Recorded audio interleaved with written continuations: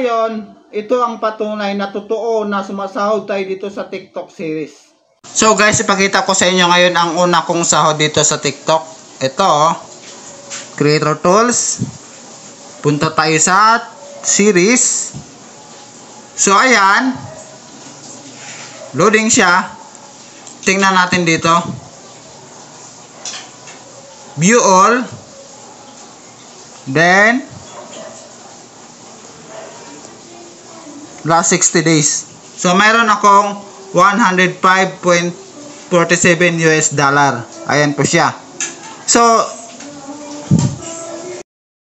okay, TikTok series. Ano ba si TikTok series? Kunting kaalaman lang. Si TikTok series is yan po yung parang ads on reels, parang sa YouTube na pwede nating pagkakitaan yung videos natin. So ito, ang sahod ni TikTok series kada ika-15 ng buwan. Halimbawa, October 15, November 15, December 15, doon po pumapasok ang sahod nyo sa TikTok series.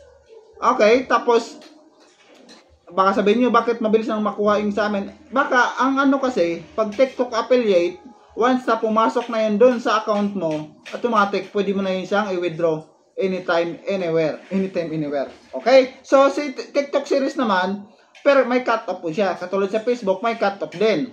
So, ang cut-off niya is 1 to 30, ganon. Pagdating ng ika-15 ng buwan, doon na pumapasok ang sahod natin. Katulad niyan. Mag-i-email po si TikTok sa'yo na may pumapasok ng sahod sa'yo. Katulad din kay Facebook, mag-i-email din siya. Kung ano ba yung gamit mo. Bank account ba? PayPal ba? Or ano ba?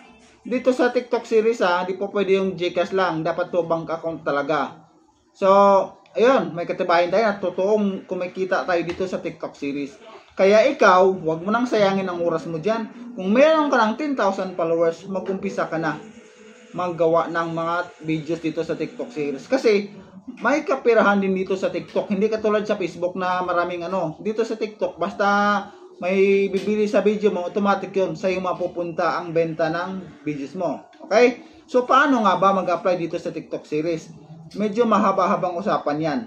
Opo, medyo mahaba-haba talagang usapan. Pero, ayan po sa baba, may link po ako dyan. I-click nyo po yan. Para may may step by step yan. Meron tayo kung paanong requirements, paano mag-apply, anong mga video pwede natin i-upload para sa TikTok series. Nandiyan na po lahat. Pwede nyo pong bisitahan yan. Okay? Maraming salamat. Kung may mga katanungan kayo, pwede kayo mag-comment dyan. Re-replyan ko kaagad kayong lahat. Basta, follow for more. Thank you and God bless.